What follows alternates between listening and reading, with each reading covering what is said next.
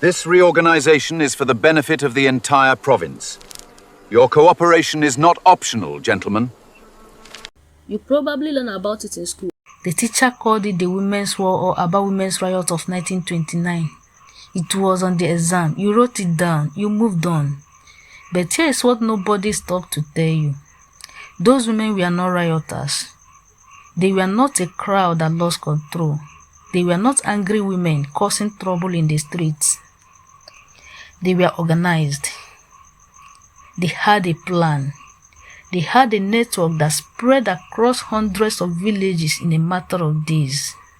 With no phones, no radio, nothing but their feet and their voices. And they brought the British Empire to its knees. Today we are going back, past the textbook heading, past the 3 paragraphs your teacher summarized. We are going to look at what actually happened, who these women were, what they did, and why the British never saw it coming. Welcome to Echoes of Igboland. Subscribe and turn on the bell. Now let's get into this. Before we continue, I need you to understand the world these women were living in. Because when you understand the pressure they were under, you will understand just how much courage it took to do what they did. The year is the early 1900s. Across the territory that will become Nigeria, British authority is spreading rapidly. Local communities are not being consulted. Their consent is not being sought. Instead, colonial officials arrived with military force, legal documents, and the certainty that their way is the only right way. For the Igbo people in the southeast, this was not just annoying, it was deeply wrong. The Igbo had their own system, their own way. Villages were governed by councils. Men and women both had a voice. Disputes were settled by community. Decisions were made together. The British looked at all of that and said, no, we don't want any of that. We want chiefs. One man, one person we can control. So they invented something called the Warrant chief system. They picked certain men, sometimes men who had no traditional power at all, gave them a piece of paper and said, you are now in charge. And just like that, hundreds of years of Igbo governance was thrown out. The people hated it, but they had no choice. The British had the guns. For years, the Igbo people lived under this system, unhappy, frustrated, but managing. Then in 1929, a rumor started to spread. A quiet, terrifying rumor. The British were going to tax the women. Now, let me explain why this hit so hard. Igbo men had already been taxed since 1927. They hated it, but the women never. In Igbo tradition, women ran the market, they controlled trade, they fed families, they kept money moving in the community. Taxing them was not just about money, it was a direct attack of who they were. And there was something else.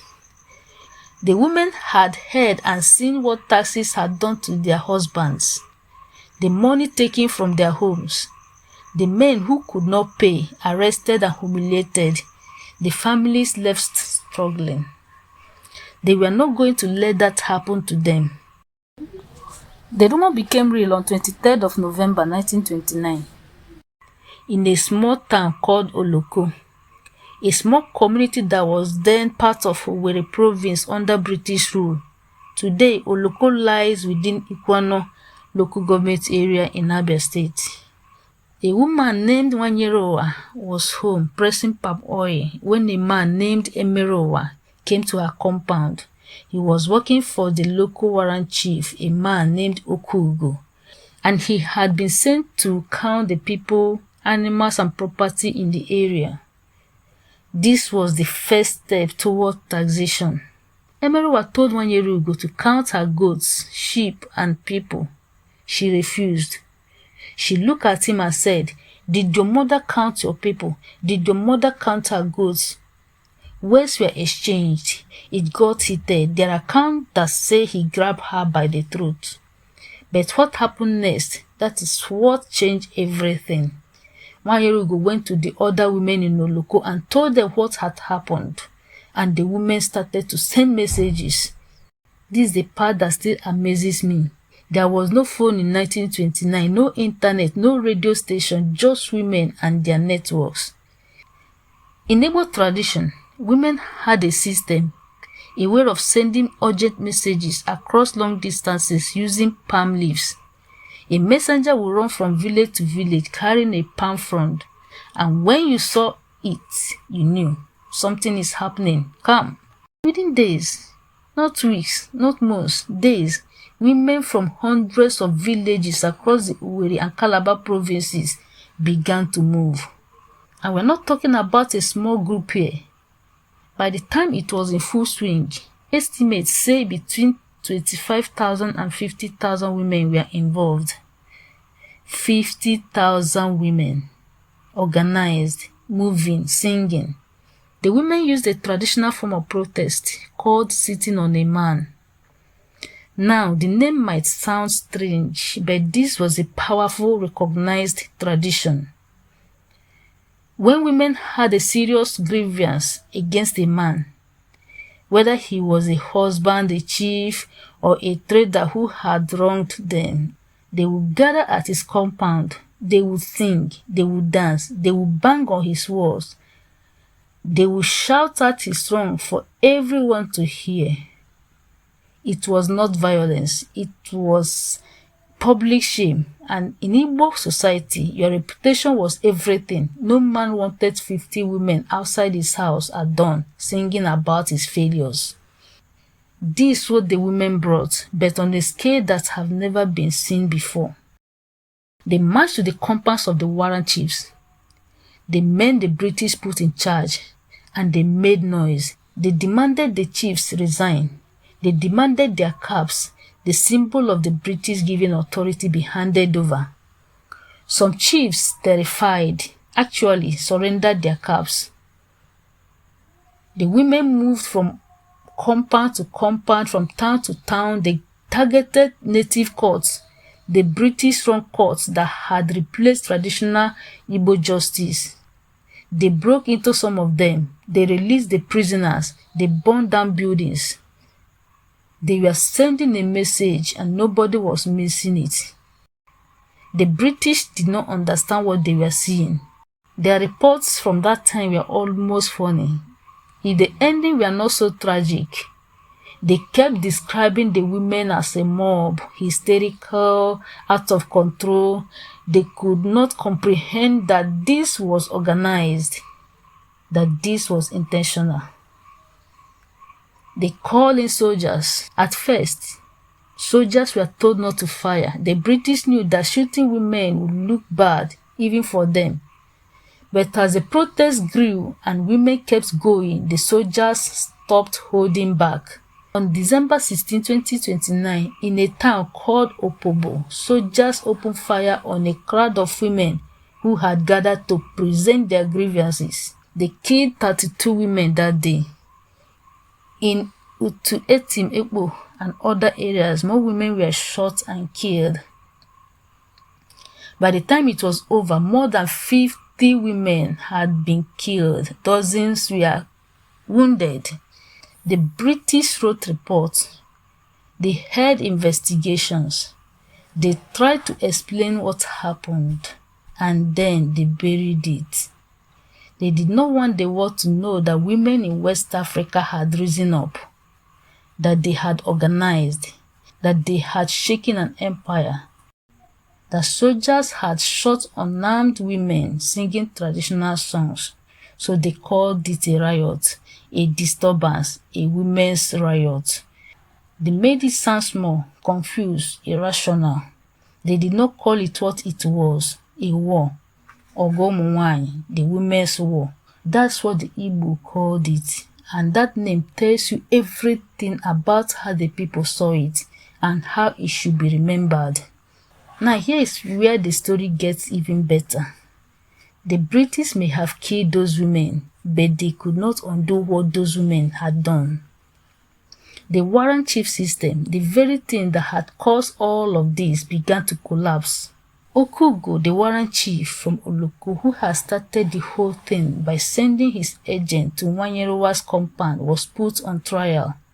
He was convicted of assault and abuse of power. He went to prison.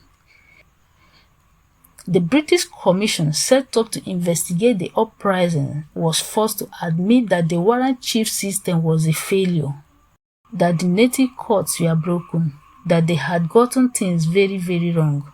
Slowly, reluctantly, they began to reform. New courts were introduced that included women. The Igbo traditional councils began to be restored. Women were once again recognized as having a place in governance. It was not perfect, it was not enough, but it happened because those women refused to sit down. I want to take a moment here because when we talk about this uprising, it's easy to just say the women like they were one unnamed mass. They were not. They had names, they had families, they had stories. 1 year ago for Loko, the woman who refused to count her goats, she was the spark.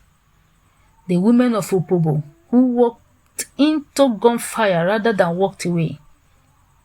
The mothers, the traders, the farmers who left their homes and their children and marched because they believed something mattered more than their own safety. We do not know all their names. Many were never recorded. The British did not care to write them down. But we remember them today on this channel and wherever Igbo people tell this story. I started this channel because I believe that our stories deserve to be told. Not filtered, not watered down, not hidden in the back of a history book that most people will never open. The women of 1929 had no microphone, no camera, no way to reach the world. They had their voices, their feet, and their palm leaf network.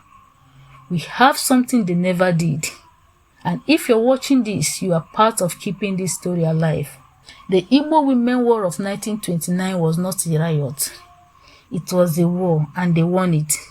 50,000 women looked at an empire and said, "Not us, not today.